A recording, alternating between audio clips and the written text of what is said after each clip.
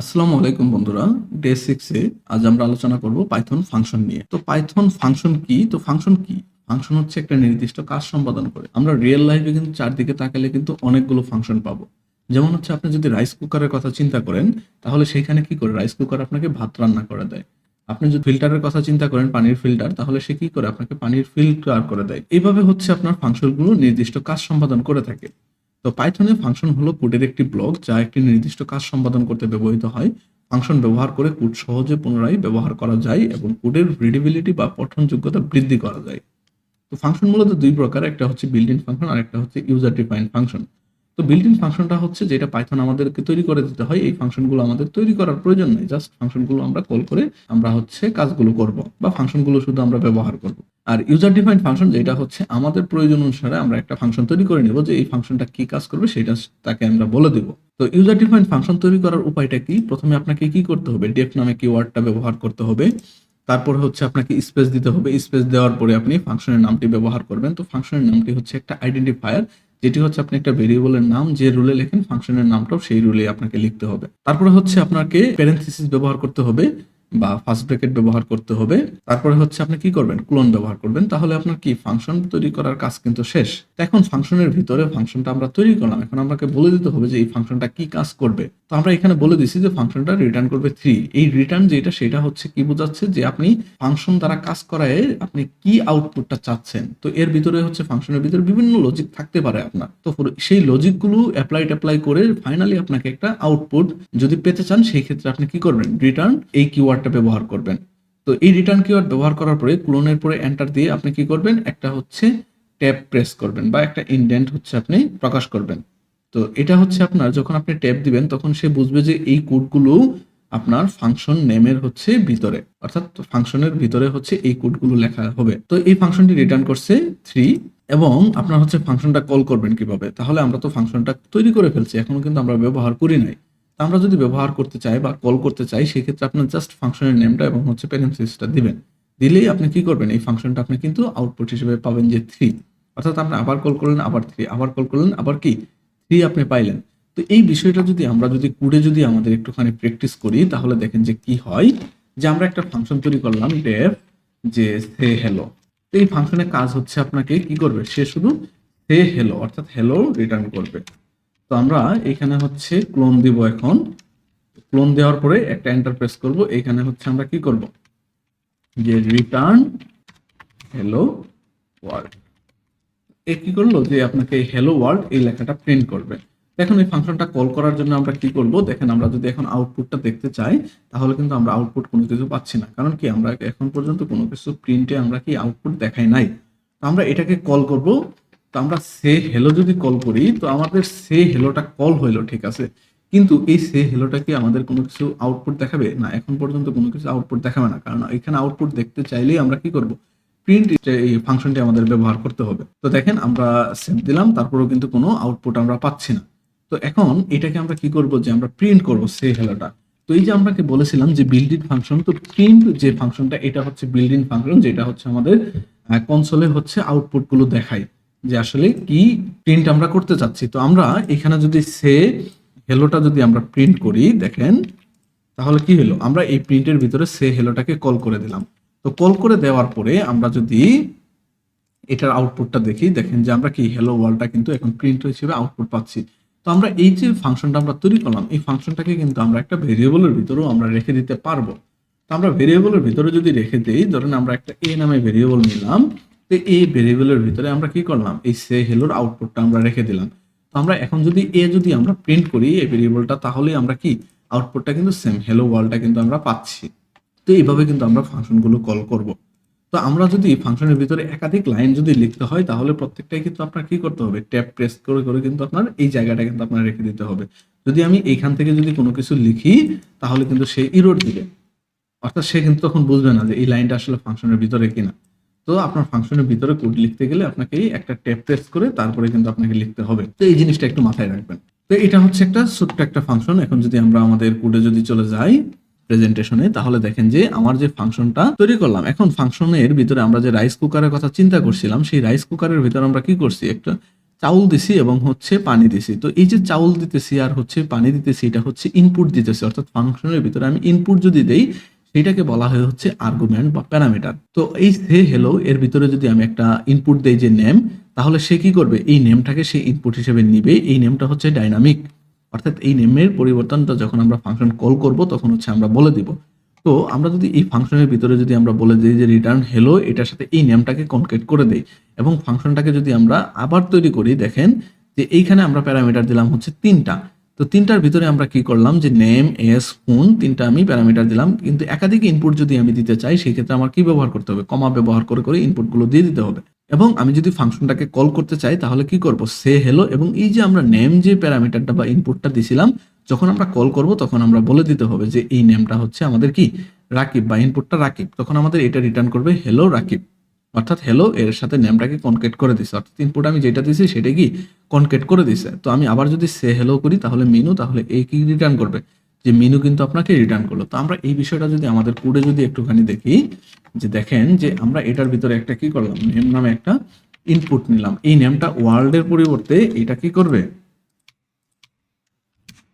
যে নেম, এটা আপনার কনকেট করে দিবে। তো আমরা এখন যদি আমরা প্রিন্ট করি সে হেলোর ভিতরে কোনো প্যারামিটার ছাড়া, তাহলে কিন্তু এরর দিবে, কারণ আমরা এখানে বলে দিয়েছি এই ফাংশনে একটা ইনপুট দরকার, কিন্তু আমরা যখন ফাংশনটা কল করছি তখন কিন্তু কোনো ইনপুট দেই নাই। তো এখন আমি যদি এটাকে রান করি তাহলে দেখেন যে একটা কিন্তু এরর দিতেছে। কি জন্য এরর, কারণ সে hello is not defined, defined না, কারণ কি আমরা ঠিক মতো এটার ব্যবহারটা করি নাই। সরি, আমরা সেমিকোলনটা দিয়েছিলাম, এখানে আমরা সেমিকোলন দিয়েছিলাম, সেমিকোলনটা হবে না। তো এখন দেখেন যে এটা এরর দিতেছে, সে hello missing one required positional argument, অর্থাৎ আপনার কিন্তু একটা আর্গুমেন্ট কিন্তু মিসিং আছে। তো আমরা এই আর্গুমেন্টটা বা ইনপুটটা দিতে গেলে আমি কি বলে দিলাম, নেমের বলে দিলাম যে ওয়ার্ল্ড। তাহলে দেখেন যে এইখানে আমরা যাই দিব প্যারামিটার হিসেবে সেটাই কিন্তু সে হেলোর সাথে যোগ করে তারপরে কি আপনাকে আউটপুটটা দিবে, যে দেখেন হেলো ওয়ার্ল্ড কিন্তু দিচ্ছে আউটপুট। এখন এই ওয়ার্ল্ডের পরিবর্তে যদি আপনি লেখেন যে বাংলাদেশ, তাহলে এই আপনাকে কি আউটপুট দিবে, যে হ্যালো বাংলাদেশ। দেখেন যে হ্যালো বাংলাদেশ, অর্থাৎ আপনার ইনপুট নিয়ে হচ্ছে ফাংশনের ভিতরে আপনি কাজগুলো করতে পারবেন। তো আপনি একাধিক ইনপুট যদি নিতে চান তাহলে আপনি কি করবেন, তো আপনি এখানে বলে দিলেন যে এডিশনাল ইনফরমেশন। তো আমি অ্যাড নামে একটা ইনফরমেশন দিলাম। তো এটার সাথে যদি আমি আবার প্লাস করে দিই অ্যাড, তাহলে কি করতে হবে, আমাকে এই সেকেন্ড প্যারামিটারে আমাকে সেই ভ্যালুটাই বলে দিতে হবে যে আমরা কি দিতে চাইতেছি। তো আমি এখানে দিলাম যে বিউটিফুল। তো এখন যদি আমি দেই তাহলে কি, প্রথম প্যারামিটারটা বা ইনপুটটা আমি দিছি হচ্ছে নেম, এবং পরের যে ইনপুটটা সেটা দিছি কি আমি বিউটিফুল। তো আমাকে হ্যালো বাংলাদেশ বিউটিফুল এটা কিন্তু প্রিন্ট করবে। তো এখন আমি যদি এটাকে যদি রান করি তাহলে দেখেন যে হ্যালো বাংলাদেশ বিউটিফুল দেখাচ্ছে। তো আমি এটার ভিতরে কোনো একটা স্পেস ব্যবহার করি নাই। তো আমি এখানে যদি প্রথমে স্পেস ব্যবহার করে ফেলি তাহলে দেখেন যে হ্যালো বাংলাদেশ বিউটিফুল কিন্তু আপনি আউটপুটটা পাচ্ছেন। তো এইভাবে হচ্ছে ফাংশনে একাধিক আপনি ইনপুট বা আর্গুমেন্ট ব্যবহার করতে পারবেন। তো এখন দেখেন যে আপনার কি করতে পারবেন, যে এই যে আর্গুমেন্ট ব্যবহার করে আপনি আপনার ফাংশনটাকে কাস্টম যে ফাংশনটা তৈরি করলেন সেই ফাংশনটা কিন্তু কাস্টমাইজ করতে পারলেন। তো আপনি নেম বলে দিলেন একটা ফাংশন, এটার ভিতরে আপনি বলে দিলেন যে টাইপ।